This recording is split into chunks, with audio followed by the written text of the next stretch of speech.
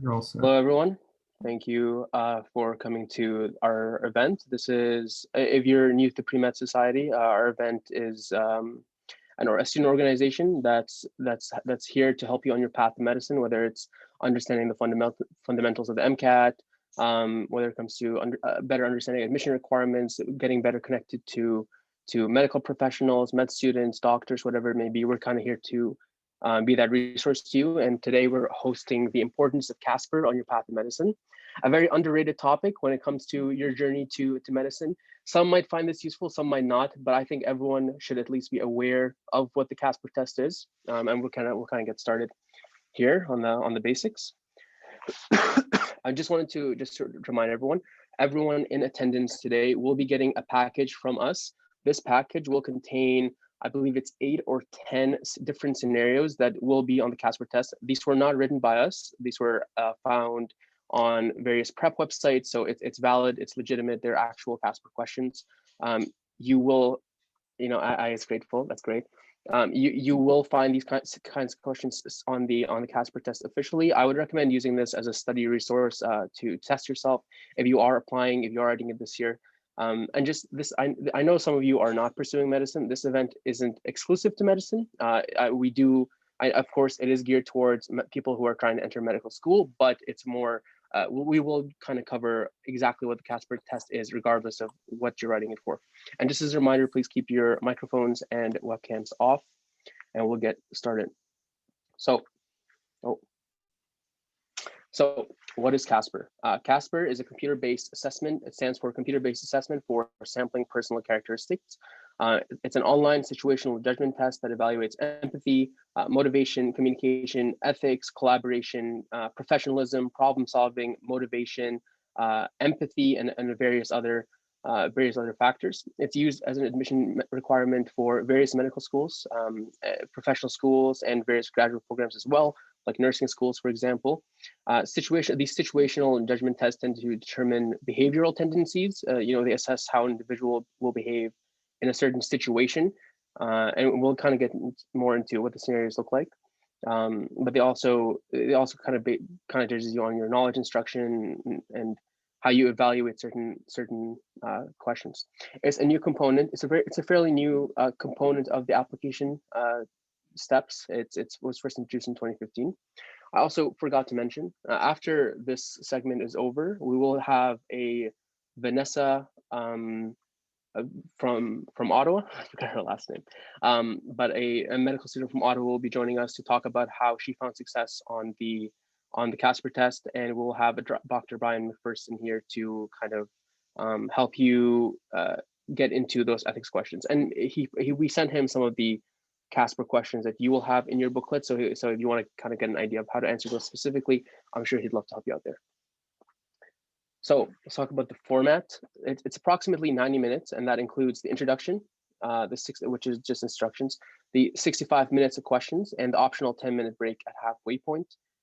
Typically, people want to use those 10 minutes because you are going to be typing quite a bit, and we'll get into this in a bit, but you will be typing quite a bit. So that optional 10-minute break could be crucial for some people.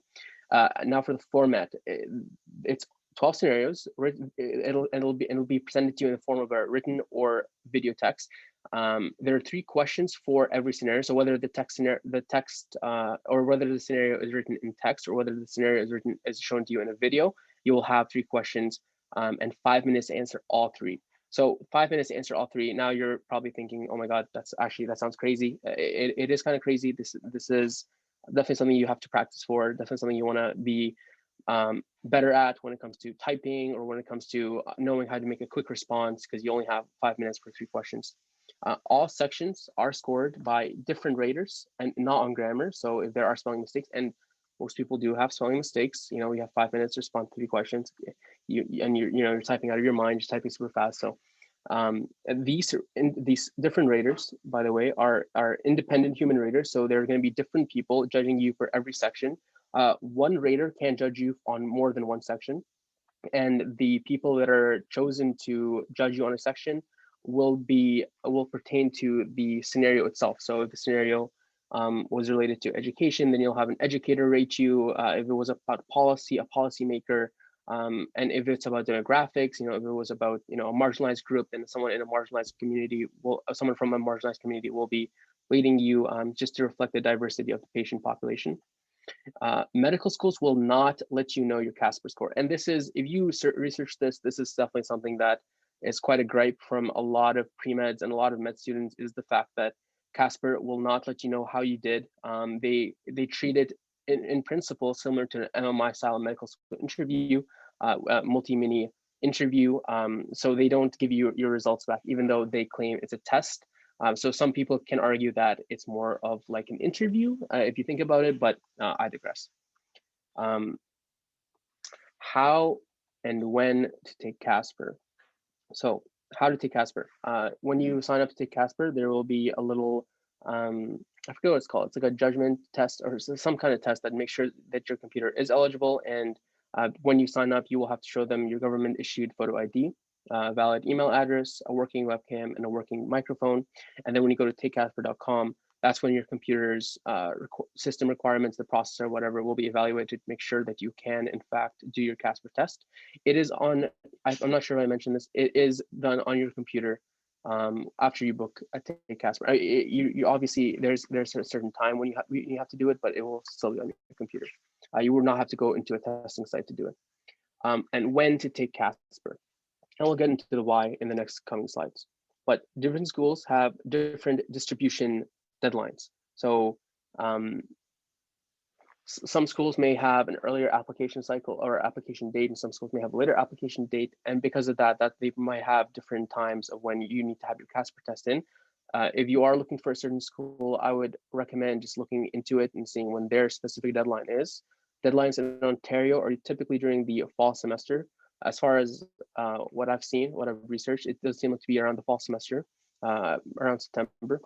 You can only use, and this is important, you can only use your CASPer test for one application cycle. So for one school year, say there's an application cycle that's open for the 2020-21 year. If you take CASPer on that day or on that in that session, you'll only be able to use your CASPer for that application cycle. And you can go to takecasper.com and the website's right there. I will also mention it's cost $10 to take the CASPer test, but there's an additional cost for every school you apply to. So if you take CASPer and you apply to one school, it's $10 and $10. Apply to two schools, $10, and then 20, 30, etc. It stacks up. It will also take up to 3 weeks for the school to receive your CASPer score after you submit it. Okay, are we doing on time? I think we're fine. So this is the American versus Canadian CASPer, and yes, there is a regionality difference. If I write my CASPer test in Canada, can I use it to apply to the United States? The answer is no. Tests are region dependent, and they're also language dependent. If you go on the on the CASPer website, you'll see that there are CASPers for 49. I believe it's 49 different programs. It's urology, optometry, pharmacy, radiology, nursing, medicine, and more. And every time you do a CASPer test, it is going to be specific to what the thing you're applying to. So for example, if you're applying to, let's say you're applying to a medical school in Ontario and a nursing school in the States, let's just say, you would have to take the CASPer test for Canadian med schools, and then you'd also have to take the CASPer test for nursing in the States or nursing you get what I mean. You'll also have to pick the language as well. Can I use my CASPer test for multiple admission cycles? No, that's also, I think we went over it, but CASPer results are only valid for a single admission cycle. And like I said before, it has to be the same language. It has to be the same. And you can, just to be clear, you can write multiple CASPer tests in a single admission cycle. It just can't be the same type of CASPer. It has to be a different CASPer. So if you're applying to the States and Canada, you'd have to write a CASPer for Canada, and you'd have to write a CASPer for the States. So osteopathic medical schools in the States a lot of them do require CASPer, but I personally don't know if there's a difference between an allopathic MD med school and an osteopathic school. So I'm not quite sure. I would recommend researching that on your own. Also, I've been told that Vanessa's here. I will introduce you as soon as this is over, but thank you so much for coming. So do I need to take CASPer? And this is the big question, right? This is why most of you are here. As it stands, and we can actually look at the quick fact right now. Quick fact: MD schools in Ontario requiring CASPer are U of Ottawa, McMaster, and Queens. Those are the only three. And Queens, actually, I believe, no, I think Queens has had it for a while. MacPherson and Queens have had it for a bit, but U of Ottawa just recently, this admission application cycle, introduced CASPer into their list of requirements. And looking at the statistics, 35 American and 6 Canadian MD schools required CASPer in the 2019-2020 application cycle, which is just last year's cycle. And now there are 9 more American schools and double the amount of Canadian MD schools that require CASPer in the current application cycle. It is absolutely growing in popularity. And like we said in the beginning of this presentation, right? It started in 2015. This is a very new component. You can maybe argue that medical schools in Ontario or all of Canada specifically will be looking to incorporate this into their admission cycle. I don't think there's any word on that, but that's definitely something to keep in mind, is that this is something that more medical schools are making a requirement with every admission cycle. So just keep it in mind. And this is, something that I assume Vanessa would definitely know more about than me, but how to prepare for CASPer. Practice your typing. So this is pretty important. I would recommend, from the medical students I know, they just spent 2 to 3 hours every single day practicing their typing. Find a website that has words that are randomized, so it's not a sentence that you can follow, it's just random different words, and just practice typing on that. Be aware of current world issues and read up on your ethics. COVID, it's a popular, yes, we're all experiencing COVID. You could maybe assume, I wouldn't assume, I wouldn't know, but you could maybe assume that's something that you would be asked on if you did your CASPer. There is a book, Doing Right. This is a very popular book. A lot of med students like to recommend this. It's Doing Right, A Practical Guide to Ethics for Medical Trainees by Philip C. Herbert. It introduces you to the basics of ethics, or medical ethics specifically, and it's a good read. If you are planning to do your CASPer, maybe look into it, see if it's worthwhile. And then run timed practice tests offered on CASPer prep sites. Try to avoid paying for these services. Any of these services that kind of require you to pay money in order to do a timed test, I don't necessarily agree with that. But if you can find a free prep site, then that would be great. Or you can just find the questions yourself and time yourself. So what I would recommend you do, and if you look at the booklet that we sent you or will send you during this event, we recommended that you time yourself when you do the questions, just so that kind of how much you can write, or whether you can address all 3 questions within 5 minutes. And then practice MMI resources, so multiple mini interview resources, because as it's written, the scenarios are similar. This test itself is just very similar to multi MMI interviews, specific, like in general. So I would recommend practicing those resources, finding what exactly they want. A lot of CASPer questions will ask you a bit about yourself. How would you handle this in this situation? Have you ever been in this situation? What would you do? Type questions. So definitely similar to an interview, you do need to know yourself. I know I've been told that you should brush up on your resume, see what you've done before you even do your CASPer test, because it is a lot about yourself and how you can apply that to the scenarios. And you can visit testcasper.com/test-prep for video and written practice scenarios. And I think we are done for my portion of the presentation. We have a medical student who, I'm not sure, Vanessa, are you here right now? Yeah, I'm here. Hi. Awesome. Hello, Vanessa. Very nice to see you. Vanessa is a medical student at Ottawa, and she has graciously offered her time today to kind of give you guys an idea of how she found success on the CASPer test, maybe answer some of your questions, and just I'll let you take it away. Amazing, thank you. Is it possible for me to share my screen? Oh yeah, absolutely. Let me just stop sharing.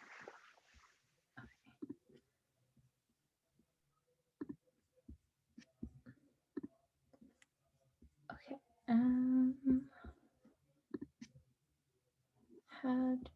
I'm sorry, I'm just gonna put this in presenter mode. Okay, can you guys see my screen okay? We can see it. Yeah, so thank you so much for having me here. I'm a first year medical student at the University of Ottawa. I'm in the French stream. So I actually wrote the CASPer in both French and English. And I can tell you that it's pretty much the same thing in both languages. But I do have like just a couple slides of just general like tips and tricks, things that I found helpful. And then um, feel free to ask any questions. I know that it can be really daunting writing the CASPer because there's not a lot of information. No one ever really gets their grades back. Um, so what really, I think it's important to understand like what the CASPer is testing so that we can understand like how we should best answer. So they're really trying to look at, are you suitable for this career? So I think previous presenter was mentioning, there's CASPer tests for different programs like for nursing or for occupational therapy, physio, depending on which schools. So they're really looking at like your professional performance and your suitability for medicine. And then they're specifically looking at particular skills. So communication skills are huge because of course you're going to be typing out your answers after different scenarios. They're also looking at your people skills. I think empathy is probably one of the biggest ones that they're looking for. Like, are you able to put yourself in somebody else's shoes? Are you able to understand both sides of a problem? Are you able to think critically? Can you problem solve? And it's also a way for them to do like a little applicant biopsy. There's actually some schools in Quebec last year, and actually McMaster as well. They didn't even do interviews. Like they solely relied on the application for your CV and the CASPer. So personally, I think that the interview is really necessary, but the CASPer does give them a good insight in, are you an ethical person, and what kind of applicant are you? And then I included the CanMed roles because I think it's really important to understand what these are. And they're particularly going to be important for your interview. You really want to try and like highlight all these roles. And then I added human being because that's one that is specific to the University of Ottawa. And of course, I have a little bit of a bias since that's the school I go to. And just things that are like that you're going to try and showcase in your answers are, you know, communication, collaboration, empathy, ethics, motivation, problem solving, professionalism, self awareness. And I think the best ways to demonstrate these are by having really well thought out, structured answers that are ethically grounded and that are somewhat creative as well. And I'll talk about that a little bit later. Um, and some important things to consider are that you really need to know yourself and some of the issues that are going on in the world right now, and practice expressing yourself. And I think these were mentioned in the previous presentation as well. So how I prepared was I spent a little bit of time kind of researching the CASPer test, trying to understand like what exactly it was and what were they looking for. Then I went digging around for some professional resources. So I just included two here. They have some free resources. They also have some paid resources. So it's really up to you. I think you can do it all by just using free resources. There's a lot of them. You just have to do a little bit more digging. Um, Bima, I know, has like a lot of like YouTube videos where they give kind of like tips and tricks. Ashraf, if I remember correctly, they have like some time tests. I can't remember if they offer a couple time tests. I think they have a couple time tests that are free. I think that's what I used. And then develop yourself. So take some time and go through your CV. Understand why you did each activity and what that activity brought to you. What did you learn from each thing that's on your CV? Because these are really important examples that you can pull from and use in your CASPer. Of course, ethical knowledge is super important. So I think there's a presentation after me that's going to get more into the ethics, but your four keys, your autonomy, beneficence, non-maleficence, and justice. You really need to understand those four key ethical principles and try and apply them throughout your CASPer. Um, Technical skills here, I'm referring more to like your typing speed. If I remember correctly, I was recommended to try and aim for like 70 words per minute. I was already a fast enough typer because I did a lot of like scribing and stuff throughout my undergrad.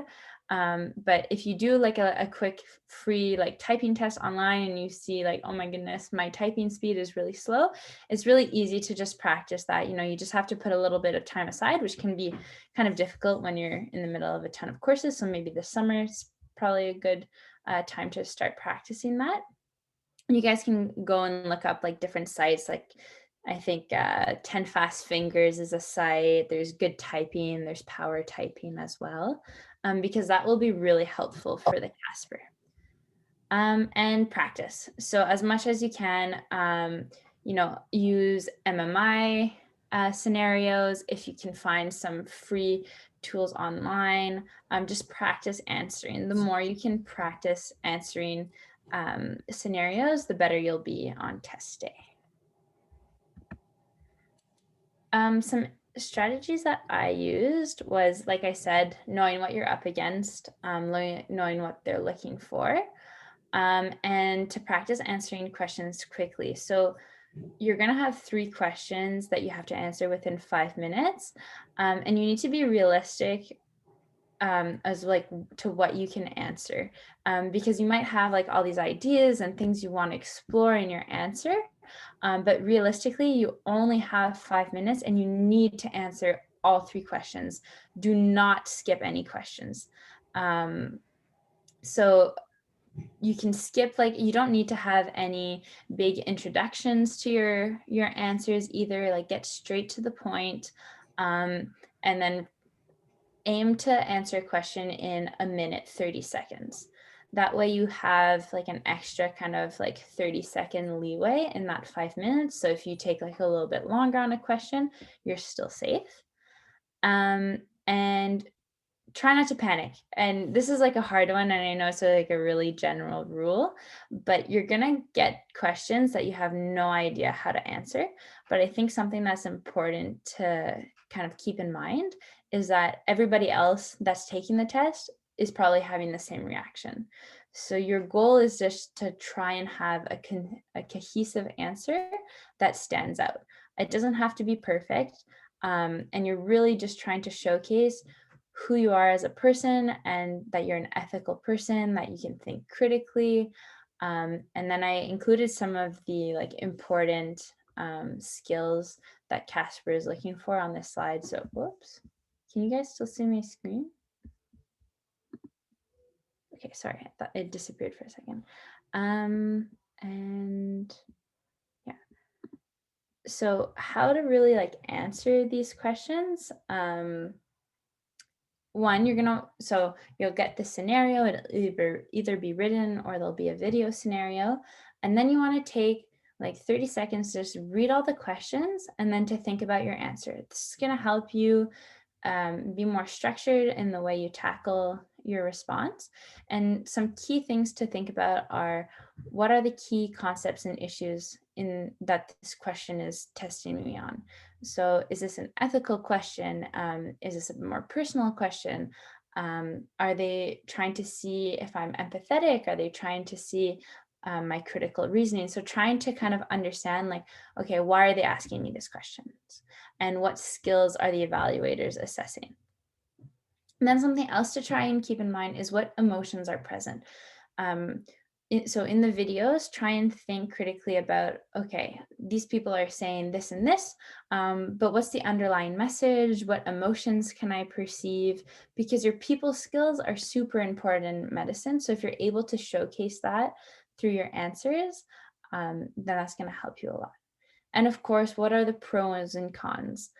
So if they're asking you to take position, like on an ethical question or something like that, it's really important to try and think about the pros and cons for all the different sides, and you want to present them. So here are the pros for this, for option A, here are the cons, here are the pros for option B, here are the cons, and then at the very end, you can take position. So when you start writing your answer, don't be super one-sided. That CASPer really wants to see that you're able to understand all the different sides of an issue. And then when you're typing your answer, a nice way to kind of structure it is to think about like your five W's and H. So who, what, when, where, why, and how. And I highlighted why and how because these ones are really, really important to keep in mind. And like I mentioned earlier, get straight to the point. You don't need to have like a really long introduction. And a couple things to try and avoid when you're answering the question is like really hard and fast statements, like using words such as never, always, or leaving a thought hanging. So, as much as possible, try and finish your sentences. And I mentioned it earlier as well, aim for a minute 30 per seconds per answer, and then be creative. And what do I mean by be creative is try and offer solutions in your responses. So this is going to help you elevate your answer to the next level. It's going to help you stand out a bit more and show that you're a critical thinker. So if they're asking, a question about a conflict between two people, you answer the question and then maybe at the end you add like, well, here's an alternate solution to this problem. And really like the four like major key things is to be concise, be convincing, be creative, and be clear. So again, like other tips to kind of try and make your answer stand out a bit more is to pay attention to your choice of words. So I found that it was really helpful to add in like words like gently, carefully, thoughtfully, politely, things like this that really don't take long to add, but they do showcase like a certain amount of thoughtfulness in your answers. Try and be structured. So if you're talking about one issue, don't jump to the cons of another issue and then back to the pros. Really try and follow your idea through before going on to the next one. And then I mentioned this a bit in like how to be creative in your answers, but have an immediate and a long-term plan. So if the question is asking you, what would you do? Answer in like, in this moment with this scenario, I would do this. And then in the future, we could look at implementing these kinds of programs, or I would do a follow up. I think adding, I would follow up on this situation in 2 weeks is always a great way or always a good thing to answer because it shows that you're thinking not just for the immediate moment, but more long term as well. And then offer solutions if you can. And you're not going to be able to do this for every question, but if you do think of a solution, it's a great way to make your answer stand out. And of course, like you want to showcase your empathy and your emotional intelligence. So this is going back to understanding what emotions are being shown in the different videos. And consider multiple dimensions. So my background is in psychology, so I particularly like the biopsychosocial approach. So if this for me helped me kind of look at different situations on like a very individual level and then kind of like on a more macro level, a micro level and a macro level. So that way it can help you kind of think of, what's happening to this person, what's happening to the people around them, but then what's also the broader social implications. And CASPer also wants to see like your logical reasoning, again, like your pros and cons. And when they ask personal questions, this is when you can really pull some experiences out of your CV. But try and be genuine. You're trying to showcase who you are, why you would be a good future doctor, and trying to add some personal examples. It makes it a little bit more personable. And of course, I've never evaluated any CASPers, so these are all kind of just tips that other people gave me or things that I researched or that helped me get into med school. But this year when I was doing like practice interviews for students, like the interviews that always stood out were the ones that were more personable and that had personal examples. So I think it's probably a similar thing with the CASPer. You'll probably get a better score if the evaluators remember, oh yeah, this person had like this awesome example or they offered this awesome solution. So I know I just like talked a lot and rambled a bit. So does anybody have any questions that I can try and answer? I'm more than happy to give some answers if I can. Thank you so much, Vanessa. Everyone, you are more than welcome to ask questions in the chat. I'm sure Vanessa will do her best to address them. That was very, very informative. Thank you so much for the tips. They're very good tips, and they're also, you would probably agree, very applicable to the interview as well. Yeah, I would say like the CASPer is kind of a nice prep almost for interviews. Of course, I think by the time you get to interviews, you probably forget most of what you wrote on your CASPer, but it's a great way to kind of start the process for sure. And I know earlier Alex asked a question regarding deadlines. I'm not sure if you know, but he said if the university-specific deadlines for taking CASPer, e.g. January 4th, correspond to the year we apply or the year that we are potentially accepted.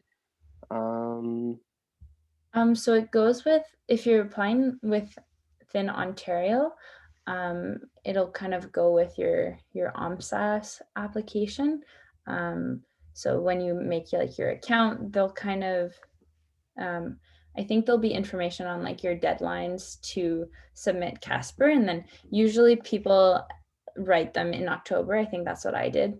So I started my application and then I wrote my CASPer in October.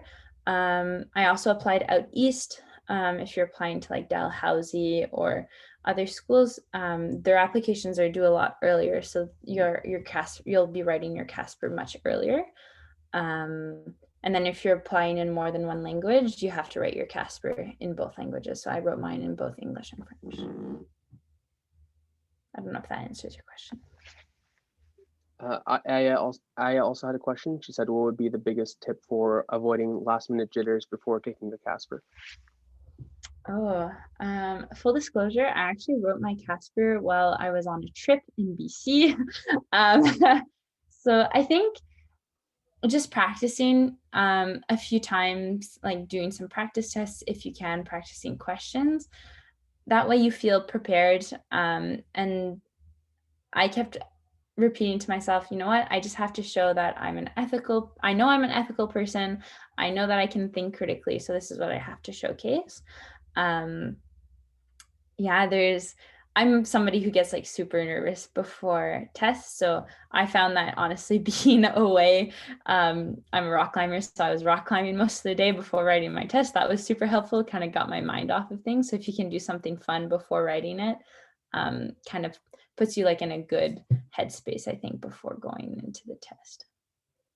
Awesome advice. Thank you. Hannah asks, how much study time do you recommend to prepare for the test? I mean, definitely prepare for it. Honestly, like I didn't spend a like overt amount of time, like maybe like maybe like a few weeks before the CASPer, like start looking into like practicing and listening to maybe some videos on like different tips, but it's not like the MCAT at all where you need multiple months of practice. Like I would say like a few weeks before is more than enough. Honestly, I know some people that kind of winged it. I don't think that's a very good idea, but like just to give you kind of an idea that some people don't really prepare at all.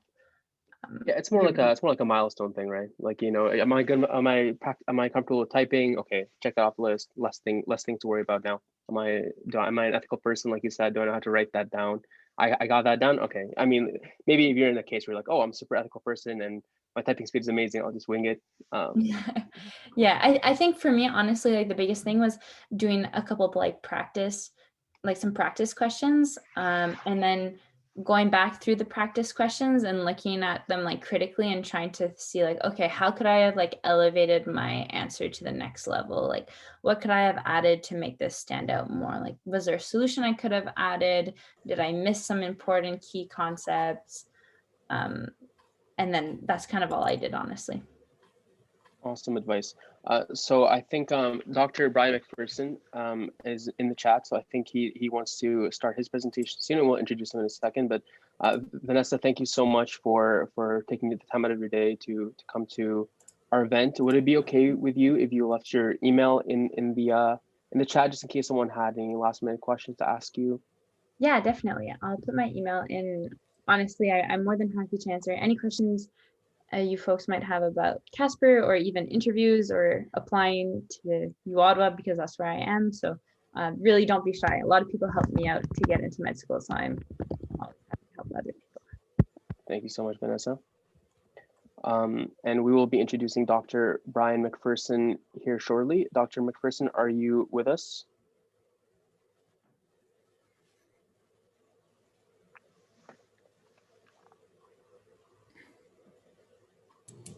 Sorry about that. Yeah, I am with you. Awesome. I'm gonna let Dr. MacPherson introduce himself, but I'm looking at his University of Windsor page, so I'm just gonna give him a little boosted introduction. So Dr. Brian MacPherson is a sessional lecturer for the Arts and Science and Philosophy program. He's a sessional lecturer cross-appointed in Arts and Science and in Philosophy. He teaches a variety of courses, including ethics, which, as we mentioned, and as Vanessa mentioned, is a component of your CASPer test. And we are very excited to have him here to kind of give us a better understanding of how to dive into those ethical questions where we might feel like it's kind of difficult to answer. So I'll let you take away, Dr. MacPherson. Okay, I just have to make sure I can share my screen here. Let's see. So share. Can everybody see it, or? We can see a little bit of it. How's that? Is that better? Well, that is better. Yes. Okay, good. Sorry. I'm kind of new at this, so how's that? Is that even better still? Perfect. Okay. Yeah. So I've used this function for MS Word and for Blackboard, but I haven't used it for Zoom. So anyway, okay. So my name is Brian MacPherson, and I used to teach at the University of Michigan. I was in the philosophy department there, and for 3 years I was sort of their medical ethicist. So I taught medical ethics there for 3 years, and since I've been here at the University of Windsor, I've been teaching medical ethics. Here we call it Ethics of Life, Death, and Healthcare. And actually, I'm teaching the course right now. And I get a lot of students that are pre-med that take the course. A lot of nursing students take the course. And what we do is we just talk about ethical dilemmas that can arise in healthcare, right? So assuming that the screen is I'm sharing this with you. So I was sent 3 questions, three sample questions. And so what I did is I just based my PowerPoint presentation on those 3 questions, if that's okay. And what I want to do with you is sort of brainstorm as to how we would solve these 3 big ethical dilemmas. So question number 1, you catch a coworker in an office so this is really not just healthcare ethics, it's just ethics in general, who is also your best friend stealing $100 from the cash register at night. He begs you not to report him, and that this is the only time that it has and will happen. So that's the scenario. Your friend explains that it is for his family, since after he pays his bills, there's barely enough to feed him. And this is especially true because he lost a promotion that he applied for, and he asks you not to tell on him and to let him keep the money. So the ethical dilemma is, which should you do in this case? So there are, at least in philosophical circles, there are 3 huge theories of ethics that are out there. One is called Kantian ethics, the other is called utilitarian ethics, and the other is called virtue ethics. So Kantian ethics, the basic idea is that an action is right if it is motivated by duty. And you can determine what your duty is by deriving it from this rule that Kant calls the categorical imperative. So Kant says that it doesn't matter about the consequences, you should always do your duty. So according to Kant, he would probably say that in this case, the right thing to do is, first of all, to not allow them to steal, because it's your categorical duty not to steal and not to enable anyone else to steal. And in addition, he would say that you should also tell on the friend, right? Because obviously the authorities may eventually talk to you, and Kant says you always have a duty to tell the truth. So he's very inflexible in his ethics, and he would say that you have as your categorical duty to turn your friend in and to take back the money. Okay, so it's a very inflexible kind of ethics, and it might go against a lot of our intuitions. A lot of people would say, well, let's just let it slide, you know, but Kant is a really sort of inflexible ethicist. Everything is a matter of your universal duty. Okay, does that make sense to everybody? So that's one way to approach this, right? You know, Kant would say it doesn't matter whether they're your best friend or not. It doesn't enter into the picture. You have to do what is morally right, and doing what is morally right involves doing your duty, right? So you turn the person in. Okay, so on the other hand, there's another huge theory in ethics called utilitarian ethics, and it's very different from Kantianism. Utilitarianism is not concerned with duty, they're concerned with the consequences of what you do and the consequences of what you do for society as a whole. So according to the utilitarian, the big deal is to make as many people in the society as happy as possible. So the idea is that an act is morally right if it promotes the general happiness of the society. And the utilitarian doesn't care about doing your duty, right? So doing what is morally right involves making society happier. So what the utilitarian, I think anyway, would argue in this case is don't turn your friend in and let them keep the money, right? Very different from what Kant would say. Kant would say the exact opposite. Why?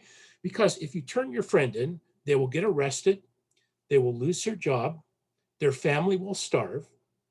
If that happens, that will affect their friends and the people that know them, and it will create a large amount of suffering and unhappiness in the society. So I suspect that what a utilitarian would say is don't turn in your friend and let them keep the money, right? Totally opposite of what Kant would say. So what will happen is because again, as I say on the PowerPoint there, if you turn them in, they'll get a criminal record. They won't be able to pay their bills. The family will starve. It will be a burden on the criminal justice system. If it's if it's a company that has a little bit of money, they won't miss the $100, right? So the utilitarian would say, don't worry about these big, abstract moral principles like Kant does. Just do what will make society happy. And in this case, it's better to turn a blind eye, right? So that's what the utilitarians would say. So so what I guess the moral of the story is it really depends on what ethical theory you work from, right? If you work from Kantian ethics, Kant would say take the money back and call the police, right? Mill, on the other hand, would say just let it go, right? So it's two very different theories and two very different solutions to the moral dilemma. All right. What would I do personally? I'm not sure myself what I would do personally in that case. I guess it would depend on the situation or the circumstances. So that's what Mill would say. Now, there's one more big theory in ethics, and that's virtue ethics. So the three big theories in ethics are Kantianism, utilitarianism, and virtue ethics. The virtue ethicists would say that you have to act according to what a virtuous person would do, right? And for Aristotle, virtue is a state of character that makes the person a good person. And typically, he says it's a mean between two extremes. So there are lots of virtues according to Aristotle. There is, for example, I have it here on the slide, honesty, generosity, loyalty, even temperedness, whatever it might be, right? So I think most of us in our society consider honesty to be a moral virtue. People that are generous are good. People that are loyal are good, right? It's good. It's a good thing to be even tempered, not to be, in a situation that is challenging. You don't want to overreact. You don't want to underreact. You just want to react in the right way. So what Aristotle says, therefore, that virtue is a mean between two extremes. So being honest in the virtuous sense means not being overly honest. Don't give everything away, but not being miserly, right?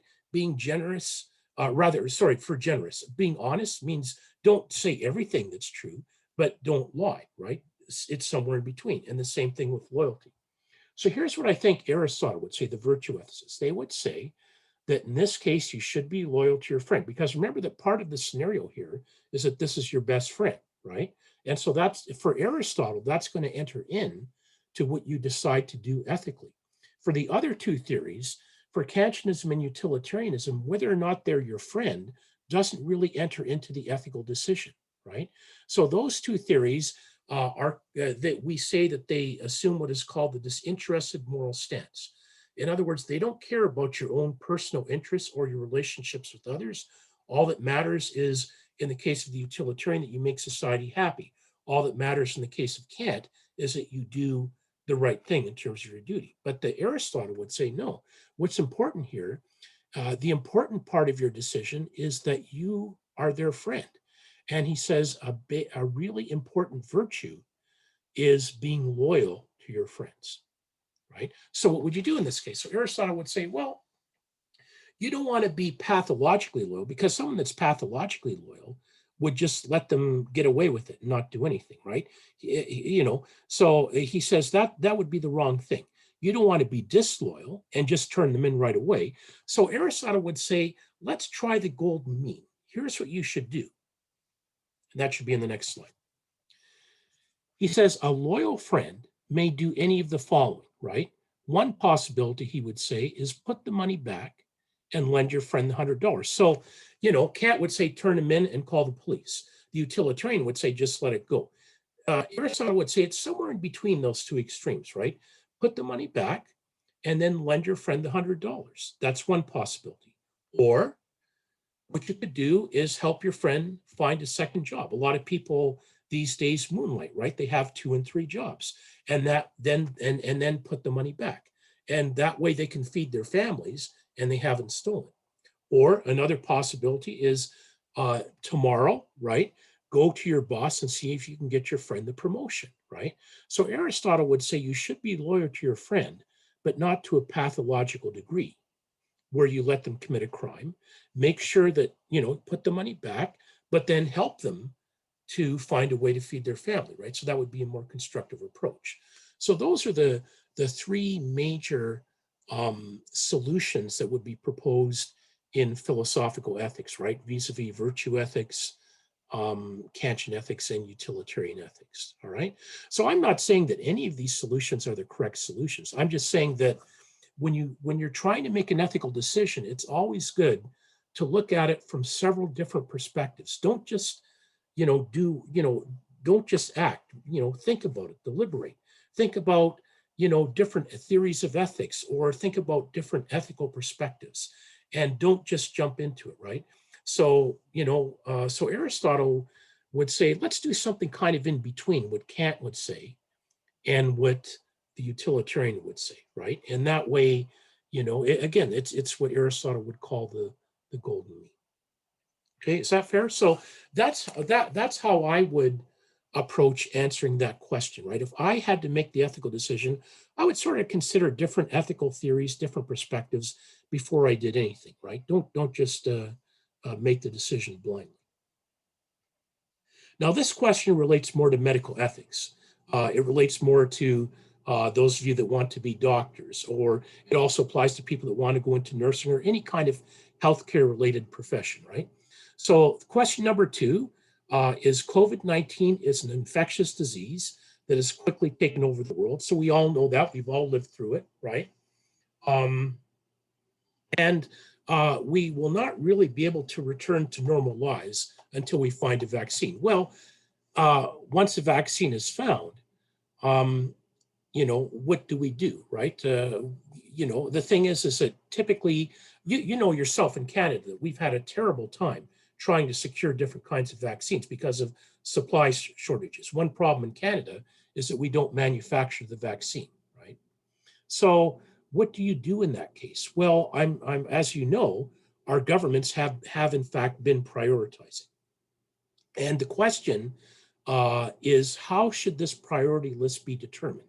So assuming that the vaccine is in short supply and assuming that we have to prioritize who gets the vaccine. Now, this in general is a problem in medical ethics, right? For example, let's say you live in an area that's underpopulated and you have a very small hospital. Let's say that there are 4 or 5 people that need renal dialysis, but you only have 1 or 2 dialysis machines, right? You might have to ration. You might have to come up with a priority list. And I'm sure you know as well that with organ donations, right, with organ transplants, often people are put on a list. So, for example, let's say donating a liver, alcoholics are not even on that list, right? And then again, for any kind of organ, it depends on the person's age, their general health. So we tend to then prioritize, right? And so the same thing now is going on in Ontario and actually going on throughout Canada. So for example, right now in Ontario, people 60 to 64, and I think people 80 plus can get certain kinds of vaccines. You know, so how do you determine the priority list? And this is not just a practical question, it's an ethical question, right? Who should be first? Okay, so again, let's consider different ethical perspectives. Going back to Kant's theory of ethics, one of the basic premises of Kant's theory of ethics is that each human life is infinitely valuable. Okay, if that's true, then it would be wrong to prioritize, right? So in other words, whether you're 2 years old and healthy or you're 85 years old and you have all kinds of comorbidities, according to Kant, both lives are equally valuable, right? Okay, well, 2-year-olds can't get the vaccine right now anyway, but let's make it maybe someone 30. So a 30-year-old who's very healthy versus an 85-year-old who has all kinds of comorbidities, you know, Kant would say that both people are equally valuable. So which would you do? Well, Kant might say first come, first serve, right? Because the 30-year-old and the 85-year-old, because their lives are equally valuable, then you can't choose, right? Another possibility, if you're coming at it from Kant's perspective, would be to hold a lottery. And so you could say, okay, we won't prioritize because to do that is morally wrong. So let's just have a lottery. And if you win the lottery, you get the vaccine. And if you don't, then you have to wait your turn, right? Another possibility is don't vaccinate anyone until there are enough vaccines to go around for everyone, right? Well, the question I ask on this slide is what are the risks involved, right? Well, we know right now, for example, you probably know that there's a lot of hesitancy in Europe with respect to the AstraZeneca vaccine, because there is some evidence that 30 out of something like several million people that have received the vaccine have developed blood clots. And although there's no proof that there's a causal connection, there's no disproof as well. So if one thing that people are worried about is that if we delay giving out the AstraZeneca vaccine, then that will give the viral variants a chance to get a stronghold, right? And the disease could get ahead of us, right? We could lose control of the disease. The pandemic, we could get another surge in infections. So there are always risks, but Kant would say it doesn't matter because everybody is equal. So if there's a risk, then we all face the risk equally, right? So I'm not saying that that's my view. None of this is my view. I'm just saying that this is what a Kantian might say. A second proposal would be the utilitarian proposal. And they definitely would be in favor of prioritizing because the utilitarian says what you have to do is minimize suffering. And the best way to minimize suffering, according to the utilitarian, would be to prioritize elderly people, people with comorbidities, right? Indigenous persons who have less access to hospitals and healthcare, frontline workers like doctors, nurses, even perhaps grocery store clerks, anybody that's dealing with the public. And here's the idea that if we vaccinate these people first, it will maximize societal happiness. There will be less suffering, right? Versus a first come, first serve approach. Because when the elderly get the virus, they suffer maximally, right? They have weak immune systems. And so many of them die or they're sick for weeks and months. Same thing with people with comorbidities, right? Also, apparently, the rate of deaths is higher in Indigenous persons.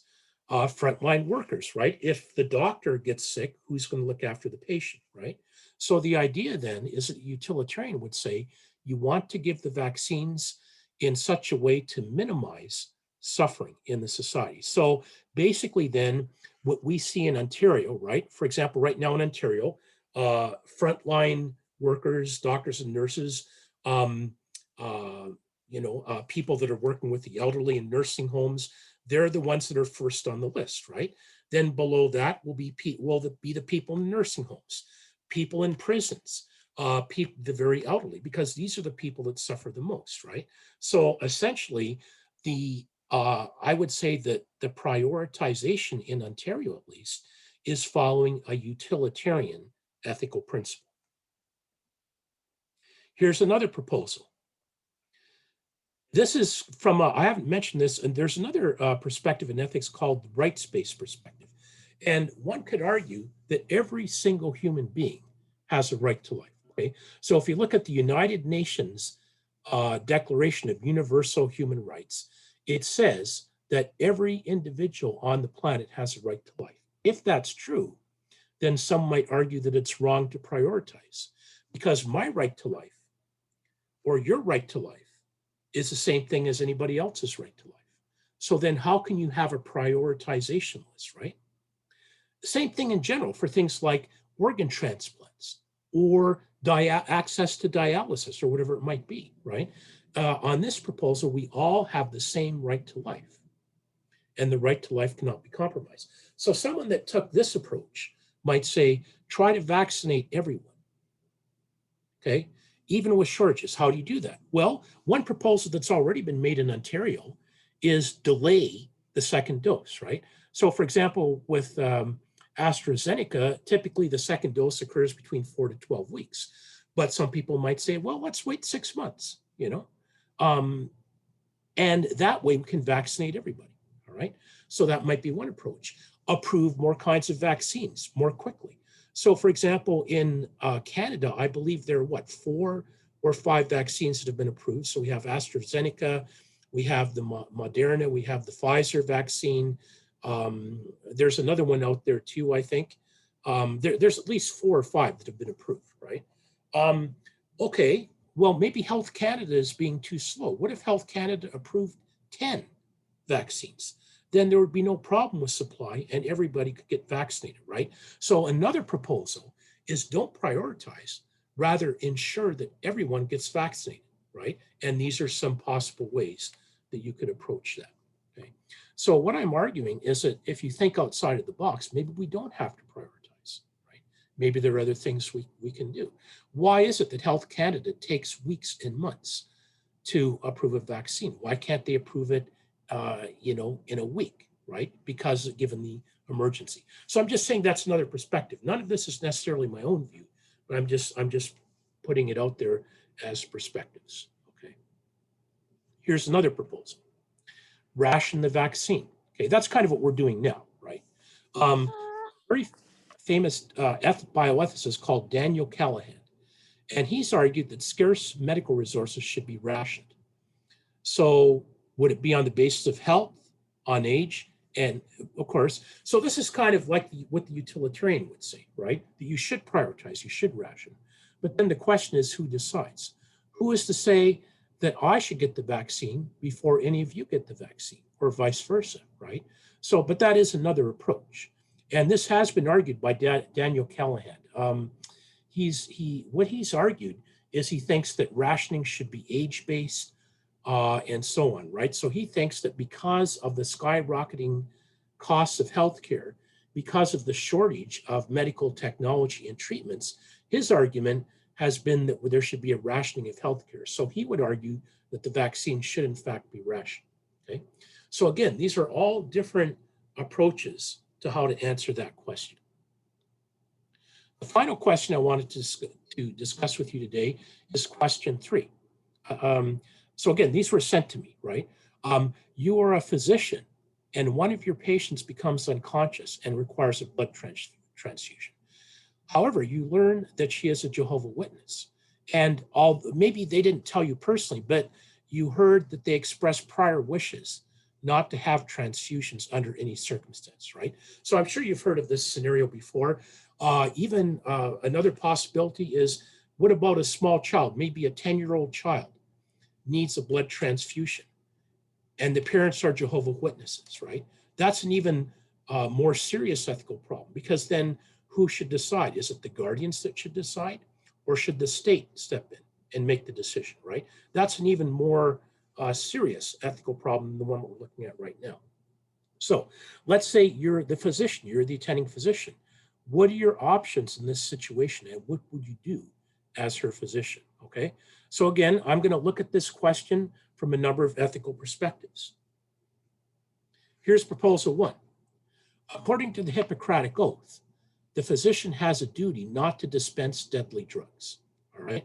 Now, a lot of people say, well, the Hippocratic Oath means do no harm. That is not in the Hippocratic Oath. Okay. That, for some reason, I'm not sure how that has come about, but that's not part of the Hippocratic Oath. But there is a principle in the Hippocratic Oath that says the physician has a duty not to dispense deadly drugs, which, by the way, is a big problem for people that advocate euthanasia or physician-assisted suicide. Right? So, not giving your patient the blood transfusion does not violate the Hippocratic Oath. In other words, you're not giving your patient a lethal injection. You're simply not giving them something. But that doesn't violate the Hippocratic Oath. So if you think that the physician should adhere to the Hippocratic Oath, then it's okay. Then you can respect the wishes and not give them the blood transfusion. And in fact, in doing so, you're respecting the autonomy of the patient. Right? Now, there is one problem with this, and the problem is, if it wasn't disclosed to me firsthand by the patient, how do I know that the people telling me that this was their wish, how do I know that that's really what the patient wanted, right? Should I be relying on secondhand information to make my medical decision?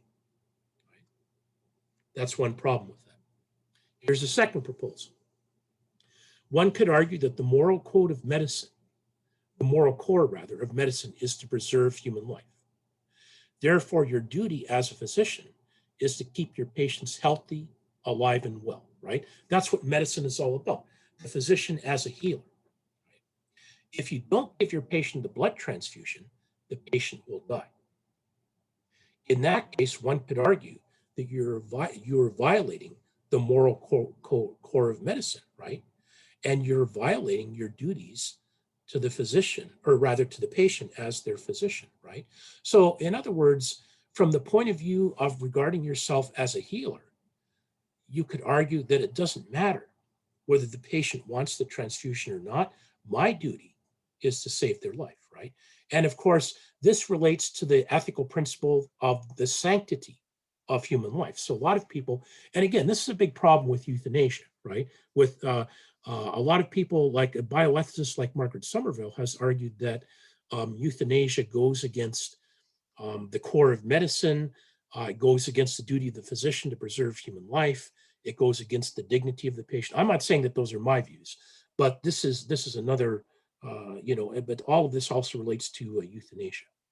You may have heard, for example, that in Ontario, in Canada, not just Ontario, the legislation has been recently amended to allow for MEID, not just for people who are terminal, but now for people who are experiencing unbearable suffering.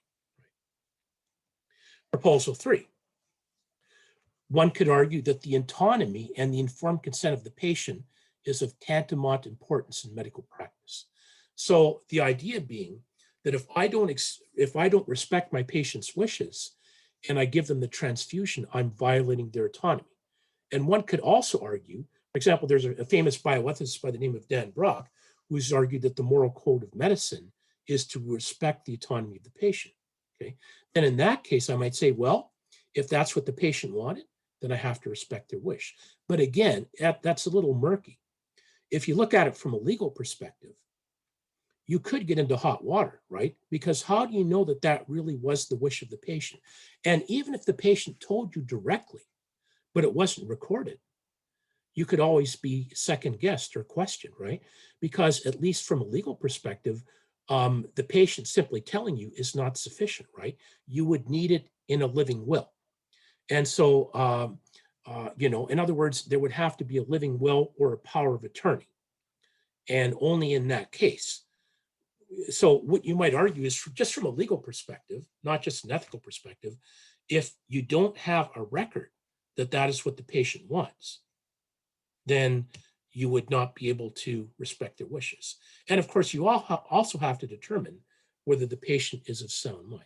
So as I say here, then just a verbal assertion is not legally bounding. So on legal grounds, can you give them the transfusion? Some might argue, no, you can't.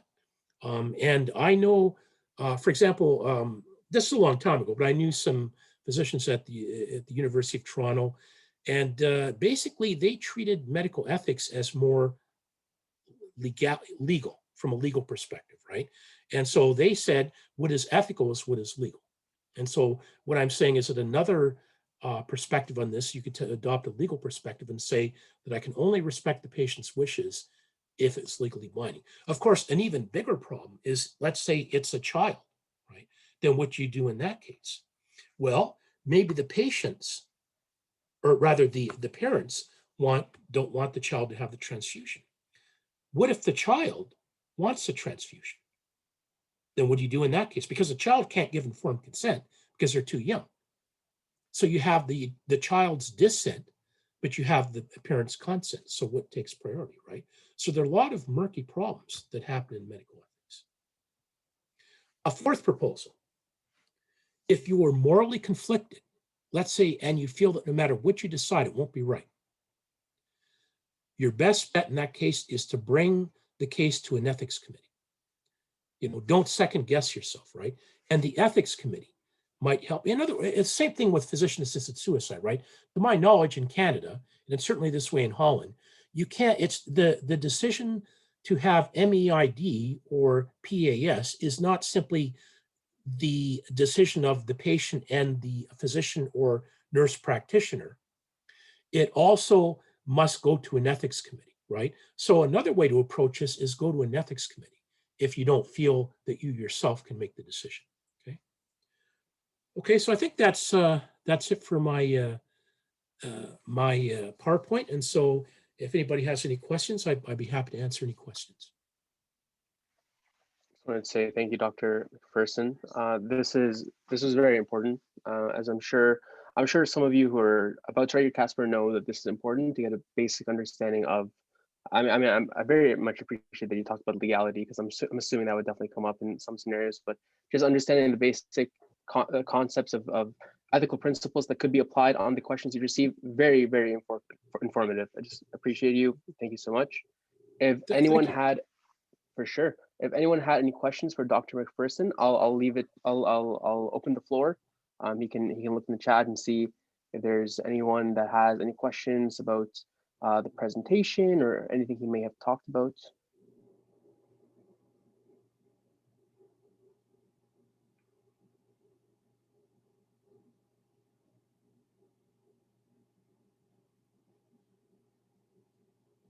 Nothing. It's okay. Okay, Well, I think we're good. Sorry, go ahead, please. Yeah, my apologies, please. Oh, no, I'm part of the pre-medical society. I was just going to say that we're good for questions, I think, if no one has any questions. Okay, that's fine. Yeah. Thank you so much. One question that they accidentally messaged me. Alex Goulet says, does the philosophy course that you teach have any prerequisites? The answer to that is no. No, it's I get a lot of people that take that course that are majoring in biology, and a lot of them are pre-med. As I say, I get a lot of nursing students.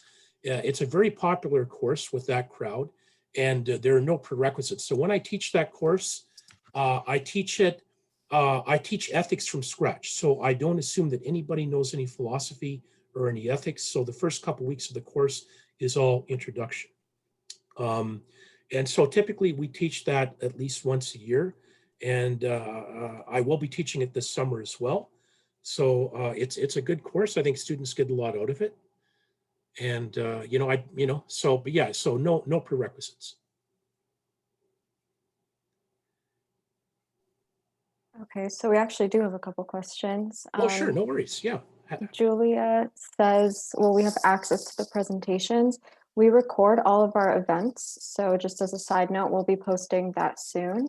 And Hannah says, for the third problem, if it were in the case of a child wanting the transfusion and the parents Right. refusing it, what would be some approaches for answering that question?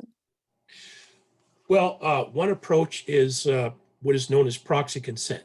So the parents, if they give their assent to allow the child to have the blood transfusion, that's fine. If they say that the child shouldn't have the transfusion, typically proxy consent will take priority because the child is not able to give informed consent. Now, if you have a discrepancy between what the child wants and what the parent wants, likely what would happen in that case is the state would step in and ask the physician to give the blood transfusion. So that, but let's say that the child assents to not getting the transfusion and they agree with the parents, then at that point the parents' wishes would be respected. So it really depends, to some extent, it makes sense, right? Now, it depends on how young the child is. If the child is 10, I think it's reasonable to say that they should have some kind of say in what happens, right? However, what if the child is 2? Then what happens, right? Does the state have a duty to step in if the child is 2, right? Or should the parents' wishes be respected? Because the child will have no say whatsoever. And that's a really difficult question to answer. And I'm not a lawyer, so I'm not sure what the legalities are in that. But I suspect for a very young child, probably the state would step in and give the transfusion to the child. Of course, one risk with that is that you could be sued. So let's just say I'm glad I teach ethics of medicine, and I'm not actually in medicine because I couldn't afford the lawsuits. Well, yeah, so it's super important to just look at all the different if, ands, or buts, as Dr. MacPherson is talking about. So that's extremely helpful for everyone to hear about in your presentation, for sure. Yeah, and also when what is this? Could you tell me what is the CASPer? Is this an essay type thing that people have to write that are applying to medical school? Kind of. So it's a test. Yeah, it's a written test. So they get a written scenario or a video scenario and a certain time limit that they're able to answer the questions corresponding to the scenario. So it evaluates ethics and professionalism and a ton of other different characteristics of the applicant so that medical schools can see how ethically sound someone is or personable they are, and et cetera, through their brief answers to the questions. Well, which is very important. I mean, I would recommend, sometimes people are impressed by sophisticated answers. So let's say you're faced with one of the dilemmas we talked about today, give them 2 or 3 different perspectives, right? It will, believe me, it will impress the examiners. They'll say, well, this person is really thinking critically. They realize that there's maybe not just one set answer, but that there are several different possibilities. So I think the main thing I was trying to convey today in my presentation is try to think of multiple perspectives when you're making a decision. And, the same thing with the test, maybe give them multiple perspectives. Of course, yeah, as long as you defend your perspective or perspectives, then that would be a great way to answer as well. And we thank Dr. MacPherson for giving us so many different perspectives to look at with the different philosophers and everything. It's extremely valuable to us and everyone, all of the students attending as well. So if anyone doesn't have any more questions, you could ask away in the chat. Well, thanks for inviting me, and I enjoyed giving the presentation today, and I hope it has been of some help. It's been of great help. Thank you so much. We really appreciate it. And take Dr. MacPherson's class. He's an amazing lecturer for sure. So thank you so much. Thank you very much. Of course. So that pretty much wraps up our event with all the different presenters and all the different presentations and everything. We really hope you all learned something. That's our goal always at the end of all of our events, is that hopefully some of you guys can be more confident or learn something. I just want to point out that we are sending out an email right now of a package of different scenarios and questions corresponding to the scenarios. and also tips on how to approach the questions as well.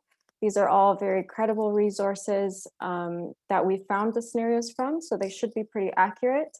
And yeah, we're going to post the event recording as well. And in the email that we're sending, there's also a feedback form. So we would love if you guys filled out our feedback form to tell us what we could do to improve the event. This is our first time having this event, so hopefully you all learned something and enjoyed it. And we just kindly ask you to fill out the form. It'll take 2 minutes, 2-3 minutes. And yeah, hopefully enjoy the resources. Thank you so much for coming.